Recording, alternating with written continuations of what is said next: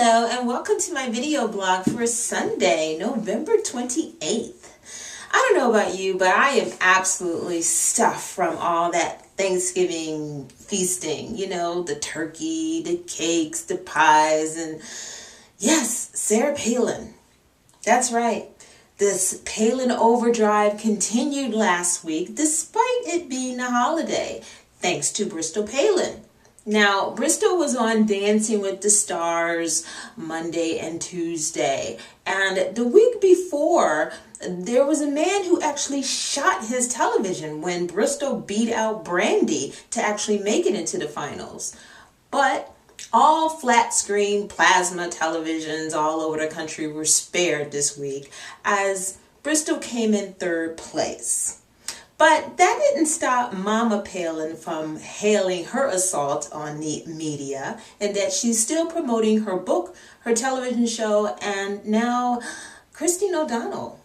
That's right. She wants Christine O'Donnell to appear on Dancing with the Stars next season. So that means that now Sarah Palin is adding, I don't know what, talent agent to her list of credentials.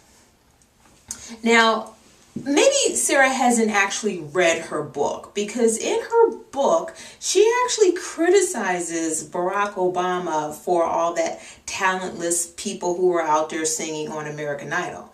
Now, in her book, America by Heart, she goes out and she says that, like basically nobody ever told these people the truth, that they can't sing. And it was President Barack Obama's fault for, filling people's heads with hope, and that somebody should be out there telling them the truth. Well, Miss Palin, I'm right with you, and I'm going to tell you the truth. And here it is. As author, as television reality shows personality, as now talent agent, on those three levels, you suck. Yes, you suck. You are no triple threat. Listen, as a book author, you have to practice what you preach. You can't just tell people, one thing and then go out and try to give us talentless people from out of your family. And then on the opposite side of that, you want to give us the warm and fuzzy wilderness family experience. Well, we already had that. It was the Waltons. And we don't need another show like that. And then finally, you want to be, a talent producer, a talent agent? No, please don't scout talent. Leave that to the professionals like Quincy Jones and Simon Cowell. They're doing a good job out there. Something you are good at, tweeting, Facebooking, and commentating on Fox News. Those are your three levels. Please stay there. Now, moving on, of course, the big issue this week was all about travel as to what are we going to wear to the airport? Like, everybody was all perplexed. Like, I don't know what to wear to the airport. Should you wear your jeans? Should you wear a skirt, pants, shorts? I don't know. I just love the woman, though, who went to the airport wearing her bikini. Like, that's a woman after my own heart. Because she and I are on the same wavelength as to what we should be wearing. And that I think that everybody should basically wear a uniform dress. Like, we should all go and we should make it easy for those TSA officials as to when they come and scan us and check us out. So in terms of footwear, everyone should wear like flip-flops, something simple where you just slip it on and slide it off if you need to. And plus, I think it would be kind of hard to get a bomb in a pair of flip-flops. And then finally, as for the bottoms, what should we be wearing on the bottoms? Where my suggestion is that we all wear thongs. Yes, like we can wear a nice little simple white one color dimensional, or we can wear the one size fit most, cute little colors. But thongs. Thongs and flip-flops. That's our bottom piece. Now, as for the tops, everybody can wear a t-shirt. Plain, simple white t-shirt. There you go. No wife beaters, though, just t-shirts. Now, as for the women, you have the option. You can wear your t-shirt with or without support, because I believe that every woman should have the right to choose. So, there you go. Uniform dress. Or, the final option is, we can all show up like we did on Wednesday and this weekend, comply with the regulations, go through scanning like we're supposed to, and everybody can get to grandma's house on time. and back without any issue. And quite frankly, I like the sexy flying, but the final option is far better. Now, speaking of flip-flops, I got to talk about Senator John McCain, and that the week before last he was in the news because he seems to be teetering back and forth on his stance when it comes to don't ask, don't tell. Now, don't ask, don't tell is the whole issue about gays being able to serve in the military. And his wife recently came out in support of this, and that she made some commercial and she's all out there, saying that yes, she believes that gays should be able to serve in the military, and she's in support of that issue. So what did John McCain do?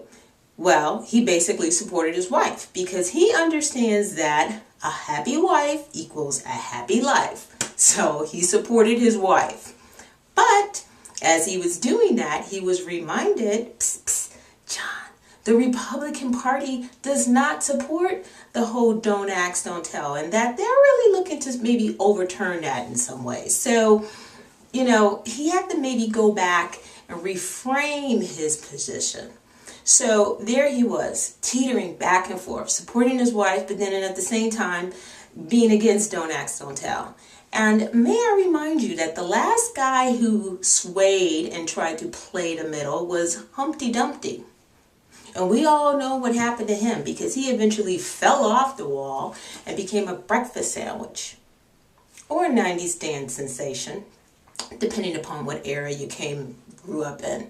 Now, speaking of dancing, I'm looking forward to seeing Wolf Blitzer on the Soul Train Awards tonight.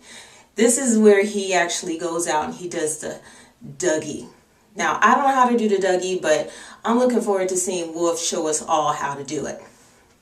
And I just love seeing images of, public figures going out and being themselves in a very fun way. Just like I love the image of the president going out and pardoning those 2 turkeys with his daughter. The turkey's apple and cider. How cute. I also like the image of the first family going out to a church, I believe it was, on Wednesday, and they were serving meals in honor of Thanksgiving. And that was a great public image for them. And, it being Thanksgiving and all, I have to say that, I give the president a hard time, but I really like the president. I mean, he's smart, he seems very capable, and I like the fact that he is a bit pragmatic in that he does sort of hold back and think about things. Maybe sometimes a little too long, but it comforts me to know that we have someone who's actually going to try to digest the issues as they come to them. Especially now that we've got the twins, North and South Korea, acting up. Now, moving on, it being Thanksgiving and all. Now, I don't know if you've read or if you've heard about the issue that some conservatives are actually going out and putting their own spin on Thanksgiving, saying that Thanksgiving actually came about because there was a call for socialism, and socialism actually didn't work, and so we landed up with capitalism. Now, I don't know what version is correct, the socialism, capitalism version, but all I know is that eventually there were some pilgrims, there were some Indians, they all came together and had an awesome party, and every year we recreate that same tradition. And for one day, everybody was able to get along. And that's something we should think about. I'll see you next time.